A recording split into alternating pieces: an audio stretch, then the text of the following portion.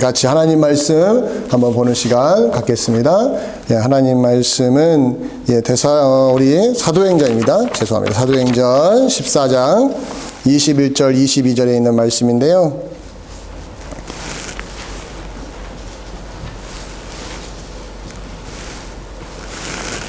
예.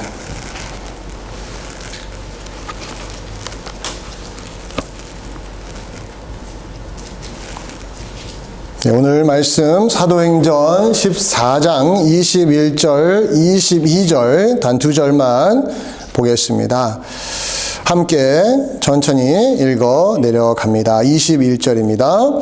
복음을 그 성에서 전하여 많은 사람을 제자로 삼고 루스드라와 이고니온과 안디옥으로 돌아가서 제자들의 마음을 굳게 하여 이 믿음에 머물러 있으라 권하고, 또 우리가 하나님의 나라에 들어가려면 많은 환난을 겪어야 할 것이라 하고. 아멘. 복음 전도사라는 호칭을 붙인다면 가장 어울릴 사람이 누굴까 했는데, 빌리 그레엄 목사님도 복음 전도자로 엄청난 이름을 날렸던 대표적인 사람이지만 바울을 따라갈 사람이 없습니다. 성경에 바울 사도가 나오는데 이 바울만큼 복음 전도자, 복음을 위해 산 사람을 꼽으라고 아마 비교 대상이 없을 정도로 바울은 복음 하나에 이런 단어를 쓸게요. 미쳤었다. 이렇게 말할 수가 있습니다. 예수 그리스도의 복음, 예수 그리스도께서 이 땅에 오셔서 세상 구원을 이루시기 위하여 십자가에 죽으시고 부활하신 그 예수 그리스도의 복음을 그는 세상에 알리기 위해서 자기 인생을 다 내걸었던 사람이에요. 다메섹에서 예수 그리스도 부활하신 주님을 만난 이후에 그의 인생이 완전히 바뀌었고, 그 뒤로 그는 한순간도 잊지 못했던 그 대상이 누구냐면 우리 주 예수 그리스도, 우리 죄를 구원하시기 위하여 십자가에 죽으시고 부활하신, 죽은 자 가운데서 3일 만에 부활하신 우리 주 예수 그리스도를 사람들에게 알려야 된다. 이 열정 하나에 그는 자기 생을 다 바쳤던 사람입니다.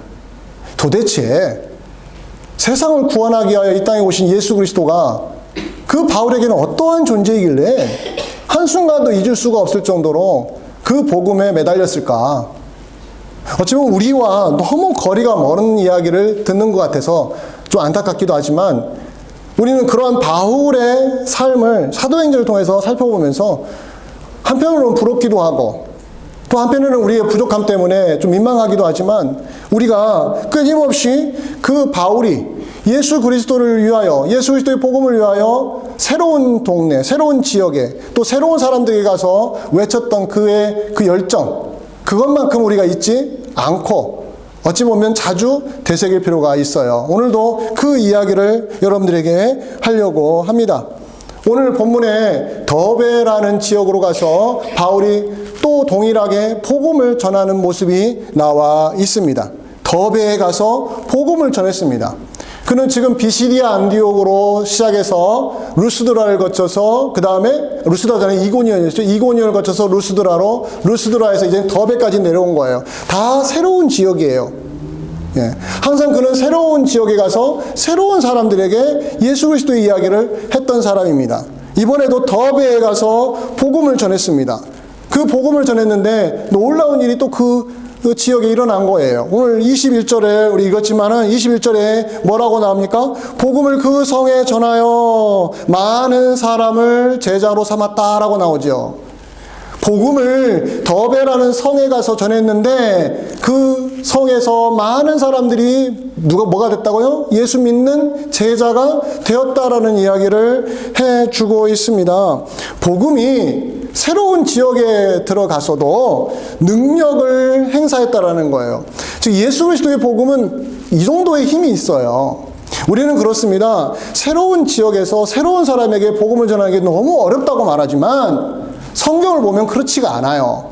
우리가 하는 것이 아니라 성령께서 우리를 사용하시기 때문에 어떤 사람이 어떤 상황에서 예수 그리스도의 복음을 믿을지 우리는 예상할 수가 없다라는 거예요. 그렇기 때문에 우리는 두려움을 좀 내려놓고 사람을 만났을 때에 우리의 안에 과연 그 새로운 사람과 복음에 대해서 이야기할 정도의 열정이 내 안에 있는가, 이것만 확인하는 것이 너무 중요한 겁니다.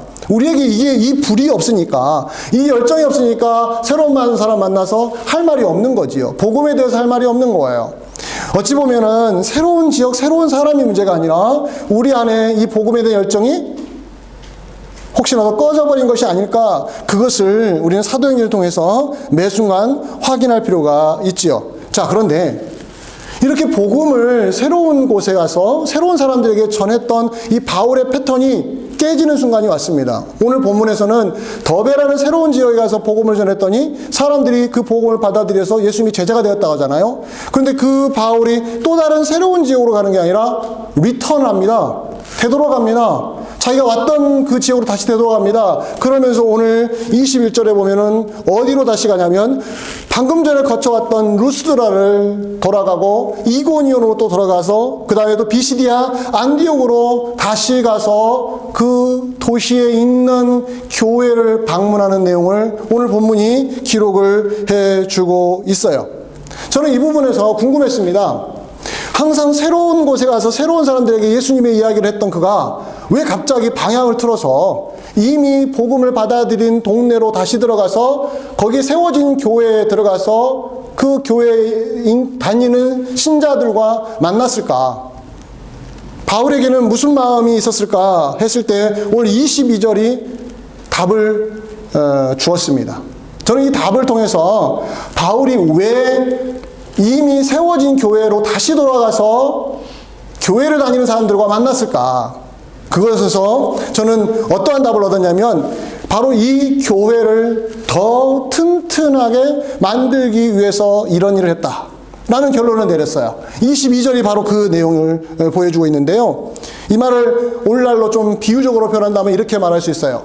뿌리 깊은 나무처럼 교회가 단단해지게 만들려고 지금 새로운 곳을 가지 않고 어때요? 이미 지나왔던, 이미 자기가 복음을 전함으로 인해서 세워졌던 교회 안으로 다시 들어갔다라고 우리가 봐야 하는 것입니다. 22절을 통해서 한번 확인해 볼까요? 다시 한번 22절 읽어봅니다.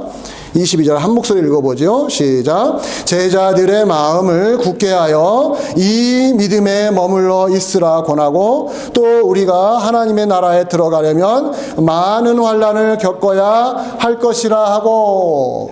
자, 새로운 곳에 가서 새로운 사람들에게 전할 때는 예수님이 우리 죄를 위하여 어떻게 죽으셨는지를 여러분들 잊지 마십시오. 그 복음을 이야기를 했던 바울이 이미 그 예수 그리스도를 믿은 사람들에게 다시 찾아가서는 오늘 본문에서 22절에서 무슨 일을 했어요? 세 가지 일을 한 거예요. 저는 이 세 가지 일을 하나씩 살펴볼 텐데 이 세 가지 일이 바로 기존 교회, 우리들처럼 이미 예수 믿고 예배 생활을 하고 신앙 생활을 하는, 그리고 예수 그리스도의 복음을 이미 알고 믿는 우리들에게 꼭 필요한, 우리의 신앙생활이 더 뿌리가 깊이 내려지도록 만드는 매우 중요한 처방전이라고 확신을 하고서 오늘 말씀을 준비했습니다. 자, 교회는 예수 그리스도의 복음 위에 세워집니다. 그리고 예수 그리스도의 그 능력이 임해서 믿는 자들이 생깁니다. 성령이 그렇게 역사해서 믿는 사람들을 교회에다가 심어주십니다. 그리고 그 믿는 자들이 교회를 형성하고 이렇게 예배를 주일마다 드립니다. 근데 그것으로 끝나는 것이 아닙니다. 교회는 성장해야 됩니다. 교회는 어떻게 성장하냐면 뿌리가 더 깊은 나무처럼, 나무의 뿌리가 더 깊어지는 것처럼 우리의 신앙도 뿌리가 더 깊어지는 쪽으로 성장해야 됩니다. 왜 그럴까요? 한번 생각을 해보십시오. 나무에 왜 뿌리가 있습니까? 단순히 그 나무의 생명을 유지하기 위해서만이 아닙니다. 예, 그것도 있지요. 그러나 그 뿌리가 더 깊이 내리는 이유는 뭡니까? 비바람이 몰아칠 때 그 나무가 버텨내는 힘이 있다라는 거예요. 단순히 수분을 공급해서 나무가 생명을 유지하는 정도가 아니라 비바람이 몰아칠 때에도 그 뿌리가 깊이 내려지면 어떻습니까? 버텨내는 힘이 있듯이 교회가 그렇다는 거예요. 특별히 오늘날 이 시대에 정말 우리 교회가 뿌리가 깊은 나무인지 확인할 필요가 있습니다. 나무, 보이는 나무가 아니라 보이지 않는 뿌리, 보이지 않는 뿌리가 얼마나 깊이 땅속 깊이 들어가 있는지 우리 스스로 돌아볼 필요가 있는데, 바로 그 뿌리 깊은 나무처럼 교회를 단단하게 세우기 위하여 바울이 세 가지를 오늘 22절에서 해주었습니다. 자, 세 가지를 하나씩 한번 살펴봅니다. 자, 첫 번째 우리가 기억해야 될 것은 제자들의 마음을 강하게 했다라는 이 표현에 주목할 필요가 있습니다. 제자들의 마음을 강하게 했다. 저는 이것을 이렇게 말하고 싶어요. 자, 우리 교회가 신앙적으로 뿌리가 깊기 위해서는 마음을 강하게 하는 일을 해야 한다는 것이죠. 마음을 강하게 하는 일. 자, 마음을 강하게 하는 일이 무언가를 이제 살펴볼 텐데, 우리 일상적으로 마음을 강하게 하십시오라고 하는 말을 할 때가 있죠. 보통 언제 이런 말을 씁니까? 마음을 강하게 먹으세요. 혹시 이번 주 중에 혹시 누구로부터 한번 들은 적이 있습니까? 마음 좀 강하게 하세요. 마음 흔들리지 마세요. 언제 그런 말 하죠? 상황이 안 좋을 때 그렇죠. 상황이 안 좋을 때. 좋지 못한 소식을 들을 때 마음을 강하게 해야 됩니다. 흔들리면 안 됩니다. 정신을 똑바로 차리세요. 마음이 무너지면 모든 게 무너지니까 정신 바짝 차리십시오.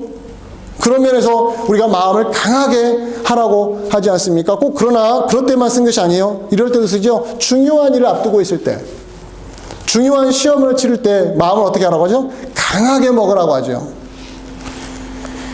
여러분 알지 모르겠지만 지금 한국에 보면 이 노래 경연대가 많이 열리더라고요.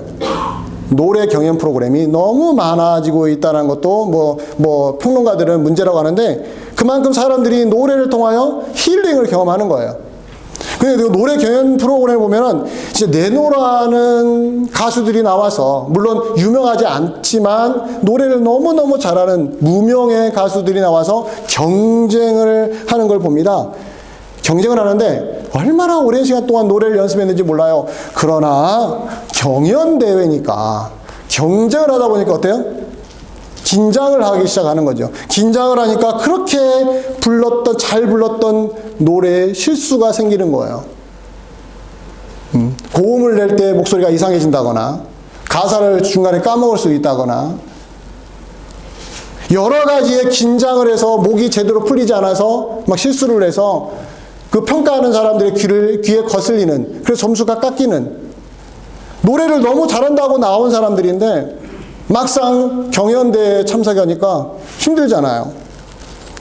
예선전을 거쳐서 본선에 나가고, 본선에서 경쟁에서 이겨서 준결승 나가고, 준결승 나가서 이제 결승전까지 올라가면 이제 다 된 거 아니겠습니까? 그러나 우승이라는 걸 목표로 달리다 보니까 긴장도는 점점 더 많아지죠. 그럴 때 옆에서 동료들이 뭐라고 하는지 아십니까? 이렇게 말해요. 마음 강하게 먹어요. 여기까지 온 것도 훌륭하니까 마음 강하게 먹으라고. 근데 그 말 듣는 사람들이 얼굴이 싹 피는 걸 봤어요. 아, 마음을 강하게 먹어. 괜찮아. 마음 강하게 먹어. 이 한마디에 그 긴장도가 살짝 누그러지면서 그 얼굴에 화색이 도는 것을 봤어요. 우리가 살면서 이 마음을 강하게 먹으라고 서로에게 위로해 주는 거 아주 도움이 되는 것을 우리는 잘 알지 않습니까? 자, 그렇다면 바울도 그런 의미로 했을까요? 저는 좀 다르게 봅니다. 오늘 본문에서 마음을 굳게 하라 했을 때 바울이 염두에 둔 사람들은 일반 사람들이 아니었어요. 누구였냐면 제자들이었습니다. 이 제자들이라는 것은 믿음의 사람들을 말하는 거죠. 믿음의 사람들의 마음을 붙들어 줬다라는 거예요. 믿음 생활을 하는 신앙인들에게 마음을 강하게 먹으라고 말해준 거예요. 이건 다른 거예요, 여러분들. 일반적으로 예수 믿든지 안 믿든지 우리가 보통 힘내십시오, 마음 강하게 먹으십시오, 이건 누구에게나 해당됩니다. 그러나 예수 믿는 사람에게 필요한 마음을 강하게 먹으라는 게 있어요. 그 부분을 우리가 놓치면 안 됩니다. 그걸 잘 하셔야 우리 교회가 잘 쓸 수 있어요. 직장에서 동료에게 마음 강하게 먹어, 괜찮아, 이렇게 했던 분이 교회 와서는요, 꿀먹은 벙어리가 있어요. 밖에 나가서는 그렇게 위로의 말, 용기 있는 말을 하시다가도 교회만 오면 용기 있는 말을 못해요. 그거 희한하더라고요. 왜 그럴까? 신자들의 마음을 강하게 해주는 그 일이 무엇인지를 우리가 안 해봤다라는 거예요. 그냥 단순히 세상적인 방식으로 예수 안 믿어도 하는 그런 방식으로만 접근하다 보니까 신앙적으로 믿는 자들의 그 흔들리는 마음을 붙들어주는, 그 마음을 강하게 붙들어주는 그 일들을 우리들이 안 할 수 있었다. 안 해온 것은 아닐까. 그런 것을 한번 오늘 본문을 묵상하면서 돌아봤는데요. 우선 성경을 보시면 이 마음이라는 단어가 자주 나오는데 그 마음을 두 가지로 보통 분류합니다. 불신자들의 마음과 신자들의 마음을 분류해요. 그걸 잘 구분해서 보셔야 돼요. 성경에서 자주 쓰는 이 마음을 강하게 하는 것은 다 믿는 자들을 향해서 하는 소리예요. 믿는 자들.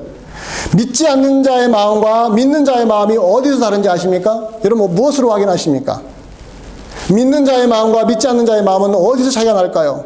성령이 거하시느냐 안 거하시느냐, 여기에 차이가 나는 거예요. 성령이 거하는 사람은 믿는 자의 마음이고요. 그러면요, 성령이 거하지 않는 사람은요? 성령이 거하지 않는 사람은 안 믿는 사람의 마음이에요. 혹시 여러분 이거 아십니까? 이거 아셔야 돼요. 교회를 다니면서 신앙생활하면서 이 부분에서 분명하셔야 돼요.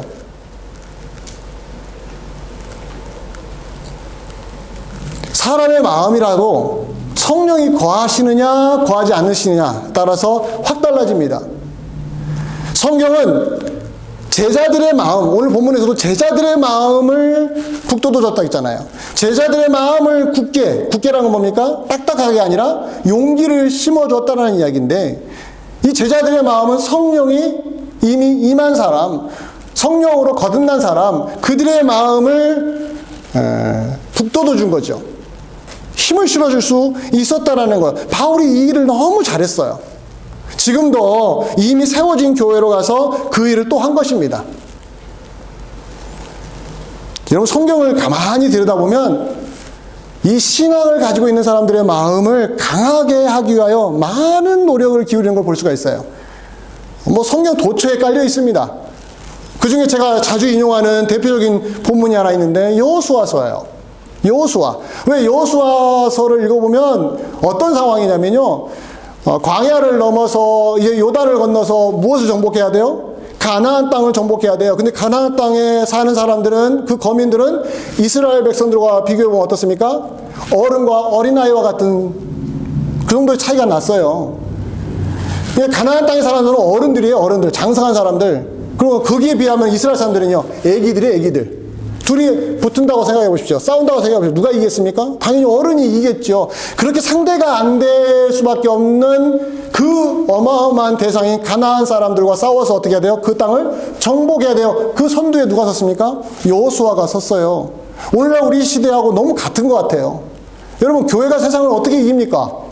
여러분들, 교회 다니는 사람들과 세상에서 내노라는 사람들과 비교해 보십시오. 우리가 무엇으로 그들을 이깁니까?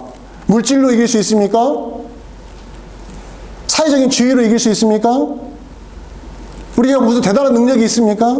세상을 이길 수 있는 방법이 없어요. 여호수아도 그랬습니다. 여호수아가 이길 수 있는 방법이 없었어요. 그랬는데 하나님이 그 여호수아에게 이런 말 해줘요. 여호수아서 1장 6절을 보시면 너무 좋은 말씀을 하나 해주셨습니다. 1장 6절 같이 한번 읽어봅니다. 시작. 강하고 담대하라. 너는 내가 그들의 조상에게 맹세하여 그들에게 주리라 한 땅을 이 백성에게 차지하게 하리라. 너희가 가서 차지할 것이다 라고 하는데 뭐라고 합니까? 실력도 안 주시고 군대도 더해주지 않으시고 능력도 키워주지 않고 뭐라고만 해요? 강하고 담대하래요. 이게 뭐지요?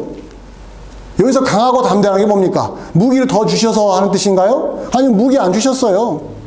그러면 그때 갑자기 12주 극기훈련 시켜가지고 이스라엘 백성들을 다 용사로 만드셨나요? 그것도 아니었어요. 여기서 강하고 담대한 건 무엇을 말하는 것일까요? 마음을 강하고 담대하게 하라는 뜻이었어요. 여기에는 생략되어 있지만 충분히 우리가 읽을 수 있어요. 너 여호수아야, 흔들리면 안 된다. 마음을 강하게 하고 담대하게 하라. 너가 이길 수 있어. 너가 세상을 이길 수 있어. 얼마나 힘이 됩니까? 신앙인으로서 이 땅을 이겨나갈 수 있는 것은 마음을 강하게 하는 거예요. 따라서 우리 교회가 할 수 있는 일이 뭡니까? 신앙인으로서 성령이 거하는 아름다운 전인, 이 성령의 전인, 우리 서로가 뭐 해주는 거예요? 신앙적으로 마음을 강하게 해줄 수 있는 그 용기 있는 말들을 우리가 할 수 있다면 교회가 힘이 나는 겁니다. 예, 그러면 주님이 다 하세요. 여러분들 그거 아십니까? 강하고 담대하라고 하니까 너는 마음을 강하고 담대해. 나가. 그럼 주님이 어떻게 하셨어요? 여러분 여호수아서 읽어보면 알 거 아니에요. 주님이 알아서 정리해 주셨잖아요. 근데 마음이 쪼그라들고 마음이 두려워지면 어떻습니까? 앞으로 못 나가고 그게 아이성에서 참패한 이유가 아니었습니까? 그런데 예수님이 제자들에게도 똑같이 하셨어요. 여호수아서를 그대로 보신 것 같아요. 제자들에게 뭐라고 하셨냐면 제자들을 전도 파송하면서 이런 말씀을 하셨어요. 마태복음 10장 28절 한번 봅니다. 10장 28절 함께 읽어봅니다. 시작. 몸은 죽여도 영혼은 능히 죽이지 못하는 자들을 두려워하지 말고 오직 몸과 영혼을 능히 지옥에 멸하실 수 있는 이를 두려워하라. 누구를 두려워하지 말래요? 사람을 두려워하지 말고 누구를 두려워하라는 거예요? 하나님을 두려워하라는 거예요. 여기서 무엇을 읽으십니까? 그래도 뭐 두려워하는 건 똑같은데? 아니에요. 하나님을 두려워하면 우리 마음이 어떻게 된다는 거예요? 강하고 담대해져서 누가 안 무서워져요? 사람이 안 무서워진다는 이야기예요. 이 말씀을 그렇게 읽으셔야 됩니다. 하나님이 지옥에다가 사람을 멸하신다? 어떻게 하나님이 지옥을 만들어 놓고 사람을 지옥에다 집어넣을 수 있지? 이런 소리를 하라고 이 본문이 있는 게 아니에요. 이 본문은 우리가 하나님을 진짜 두려워하는 마음이 생기면 이 마음이 강해져가지고 무엇을 안 무서워해요? 세상을 안 무서워한다는 거예요. 사람이 무섭지 않게 된다는 이야기를 해주신 겁니다. 제자들에게 그렇게 말씀하셨어요. 전도 파송하면서 전도하러 다니다 보면 사람들이 얼마나 싫어하고 비난하고 그리고 어떻습니까? 박해하고 심지어는 감옥에도 집어넣고 목숨까지 빼앗을 것을 예수님이 아셨던 거예요. 그러나 너희는 누구를 두려워하라고요? 하나님 두려워하라고. 그 하나님 두려워하면 우리 마음에 뭐가 생긴다고요? 강하고 담대함이 생겨서 세상을 이길 수 있고 너희가 맞닥뜨리는 사람이 무섭지 않을 수 있게 된다고 말씀하신 것입니다. 이것이 신앙이에요. 여러분, 교회를 강하게 하기 위해서 필요한 게 뭐냐? 신자들의 마음을 강하게 붙들어 주는 것입니다. 물질을 풍족하게 주면요, 약해져요. 온실 속에 집어넣으면요, 약해져요. 하나님이 기도 응답을 그때그때 다 들어주면요, 신앙이 약해져요. 잘 들으세요. 우리는 그렇습니다. 예수 잘 믿으면 잘 되는 것이 축복이고 그것이 신앙이 강해진 것이라고 생각하는데 안 그래요. 안 그래요. 정말 하나님이 우리를 강하게 키우시잖아요. 그러면 기도도요 안 들어줄 때가 많아요. 그리고 온실 속에다가 우리를 집어넣는 게 아니라 들에다가 집어넣으세요. 직장 가서도 내가 원하지 않는 사람 만나게 하세요. 내가 싫은 사람이 꼭 옆에 와 있어요. 그런데 신앙적으로 접근하시라고요. 신앙적으로. 예수 믿는 사람은 신앙적으로 생각하셔야 돼요. 세상 방식으로 생각하면 안 돼요. 내가 기도 안 했더니 이런 사람 만났나? 한번 더 기도해 보십시오. 더 센 사람 만나지. 왜요? 우리를 강하게 키우시려고 하나님이 허락하신 거예요. 무엇을 강하게 하는 거예요? 마음을 강하게 하라고. 마음을. 그래서 교회에서 제가 목회를 해보니까 산전수전 공준전 거치신 성도님들이 신앙이 진짜 뿌리가 깊더라고요. 단순히 인생의 고초를 많이 겪었다가 아니라 신앙인으로서 살면서 어려움을 겪어본 사람들이 진짜 믿음의 뿌리가 깊이 내리는 거 봐요. 단순히 예수님과 상관없이 그냥 어려운 일 많이 겪어봤어. 이게 아닙니다. 예수 믿는 사람으로 살았는데 내 뜻대로 안 되더라. 내 계획대로 안 되더라. 내가 만나고 싶은 사람은 안 만나고 내가 피하는 사람은 만나더라. 꼭 직장 가도 그런 사람 만나더라 했을 때 내 안에 뭐가 생기는 겁니까? 용기가 생기고 담대함이 생기더라는 거예요. 하나님이 그 일을 하세요. 바로 바울이 뭐라고 어떤 일을 한 거예요? 제자들의 마음을 굳건하게 세워준 거예요. 굳건하게 세워준 거예요. 이게 바로 교회가 사는 길입니다. 이 팬데믹 시대에 그렇지 않겠어요? 팬데믹 시대에 신자들에게 필요한 게 뭡니까? 병에 안 걸리는 게 아니라 마음을 강하게 하는 겁니다. 마음이 약해지는 것과 싸우셔야 돼요. 마음이 약해질 때마다 자신을 다그쳐야 됩니다. 왜 내가 이렇게 마음이 약하지? 왜 이렇게 쪼그라들고 있지? 내가 왜 이렇게 넉넉고 아무것도 못하고 있지? 성경도 못 읽고 기도도 못하고 예배도 못 드리고 내가 왜 이러지? 내가 병든 거예요. 내가 병든 거. 팬데믹에 핑계대지 마세요. 팬데믹은 하나의 도구에 불과합니다. 내가 신앙적으로 얼마나 약해 있는가 이거 확인하게 하는 자리예요. 피할 길을 주신다는 건 뭡니까? 담대하게 그 일을 헤쳐나가도록 용기를 주시는 겁니다. 이것을 꼭 믿으시기 바랍니다. 두 번째 처방전이 뭡니까? 믿음 안에 머무는 거예요. 믿음 안에. 자, 첫 번째는 우리의 마음, 믿는 자들의 마음을 강하게 해주신다고 했잖아요. 두 번째는 믿음 안에 머물게 해줍니다. 오늘 22절을 중간을 보시면 뭐라고 나옵니까? 이 믿음에 머물러 있으라. 제가 빨간 줄로 써놨죠? 이 믿음에 머물러 있으라고 권했다고 말합니다.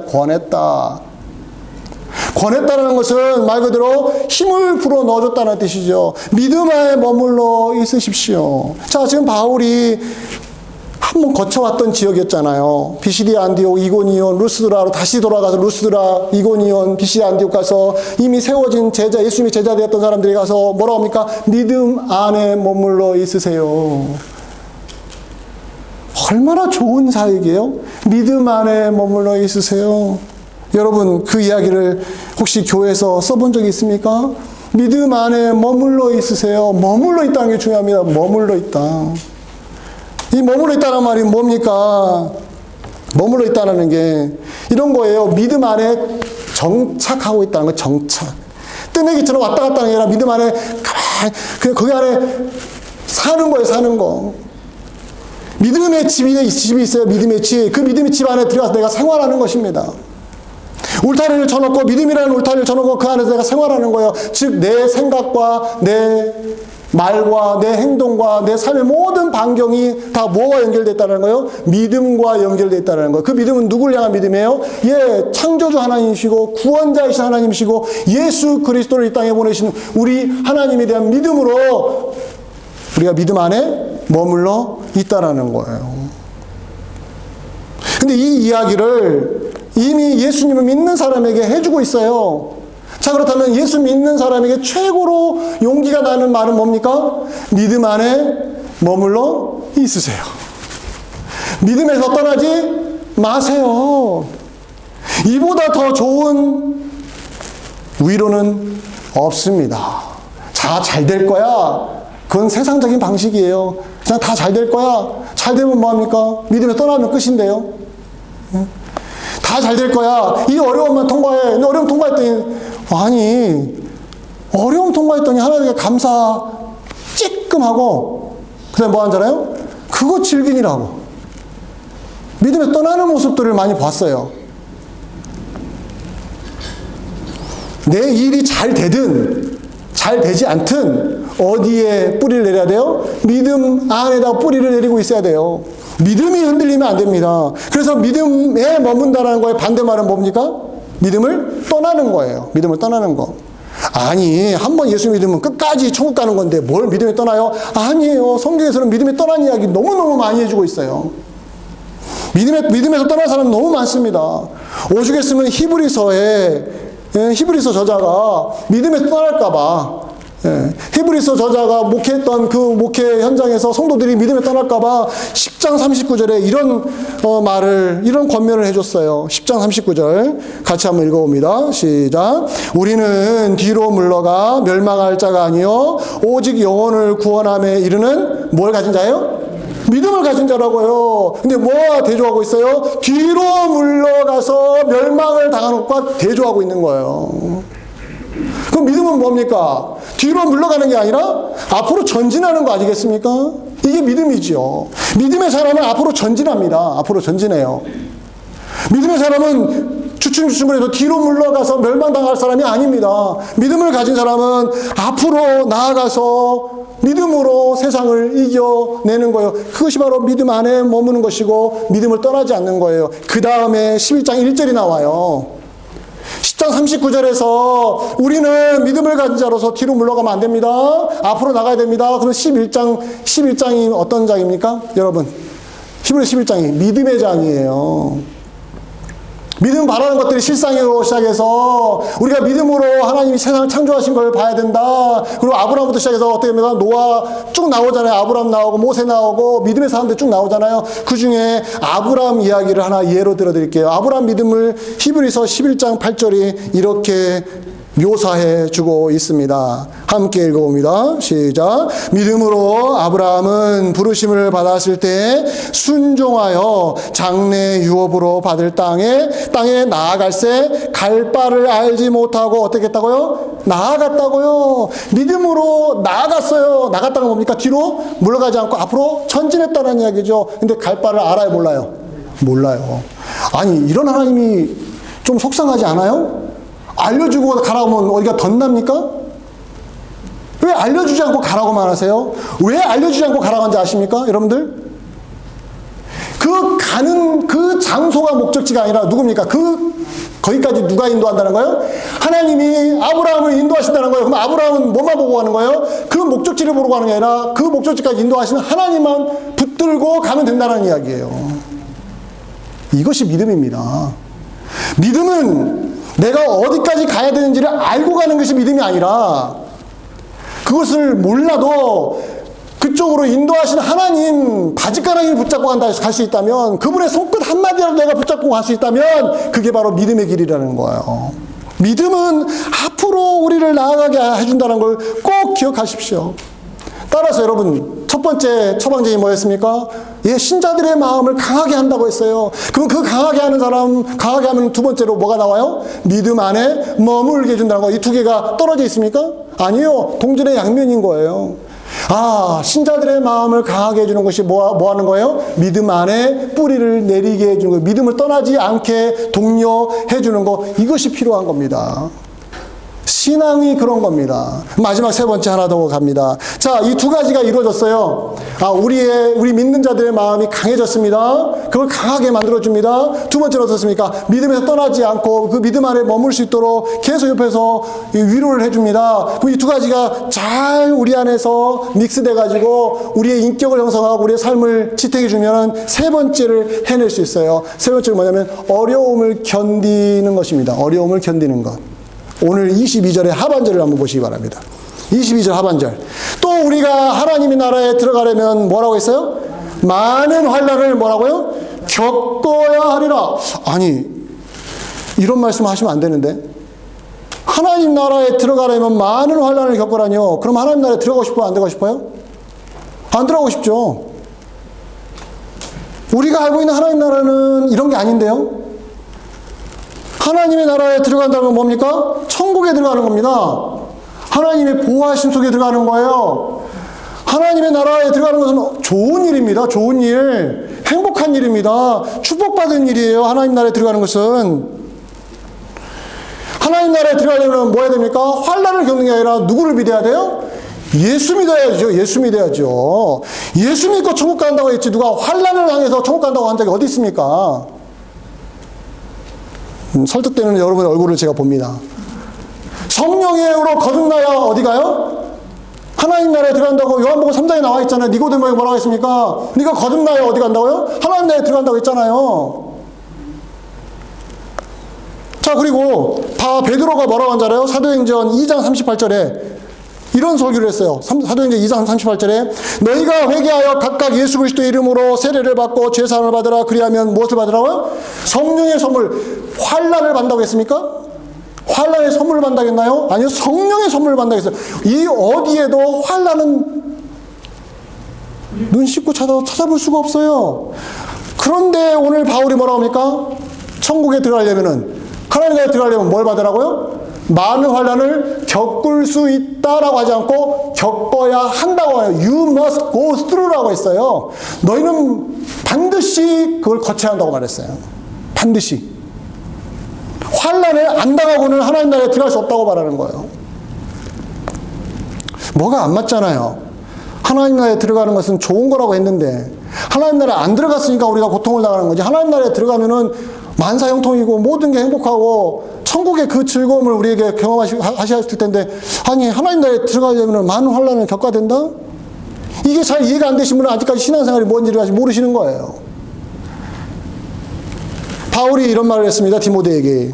디모데후서 1장 8절에 복음과 함께 고난을 받으라 이렇게 말했어요. 복음과 함께. 아니 이 말도 바꿔야죠. 복음과 함께 축복을 받으라 이렇게 맞지 않습니까?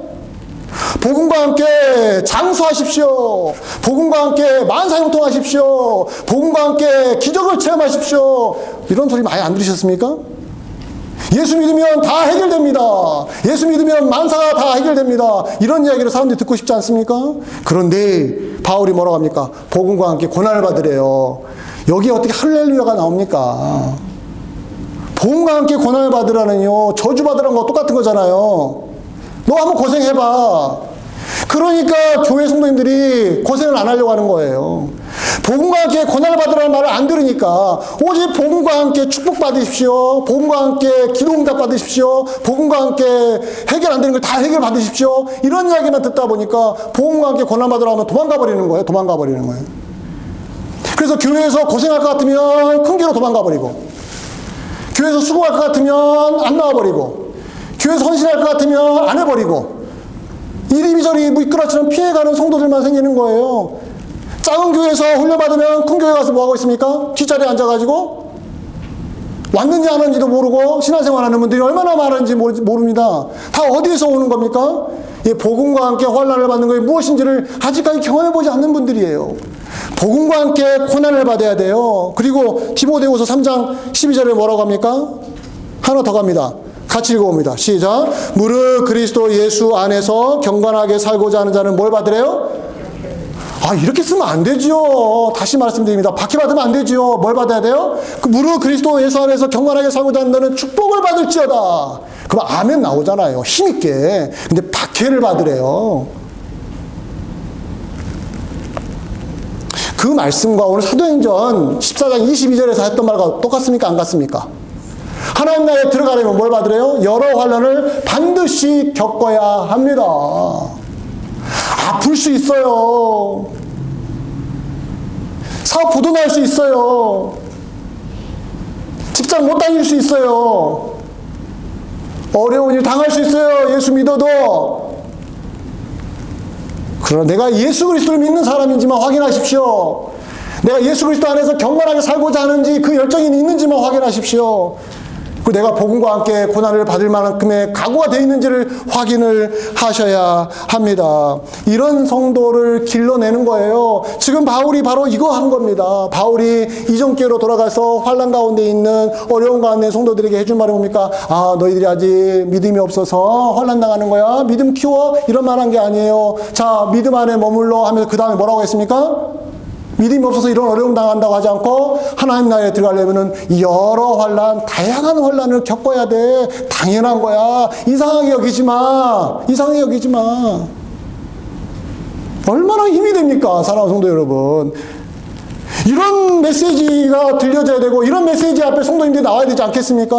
언제까지 귀에 듣기 좋은 이야기만 듣고 그냥 마음만 붕 뜨게 해주는 이야기에 우리가 홀려가지고, 그래서 어려움 당하면은, 아, 내가 기도가 적었나, 헌신이 적었나, 헌금을 하더라도요, 꼭 뭘 좋게 만들기 위해 헌금하고, 내 생활이 좀 더 편해지기 위해서 헌신하고, 왜? 대가를 바라는 거예요. 아니에요. 이미 하나님 나라에 들어간 자로서, 하나님 나라에 더 들어간 자로서 우리가 살다 보면 어떤 일이 벌어지는 거예요? 어려움은 충분히 감내할 수 있을 만큼, 뭐예요? 믿음 안에 머물러 있고, 마음을 강하게 해서 이 정도쯤이야 하고 이겨낼 수 있는 신자를 길러내는 것이 교회가 아니겠습니까? 이런 신앙인들을 우리 교회는 길러낼 것입니다. 이런 신앙인들이 적은 수일지라도 정말 수많은 사람들을 감당할 만큼 능력을 갖게 됩니다. 그런 분들이 주님이 쓰시는 자들이며 이 시대에 진짜 필요한 신앙인들입니다. 우리 교회가 어디로 가고 있습니까? 우리 믿는 자들이 지금 어디에 있습니까? 무엇을 하고 있습니까? 신자들의 마음을 강하게 하고 있습니까?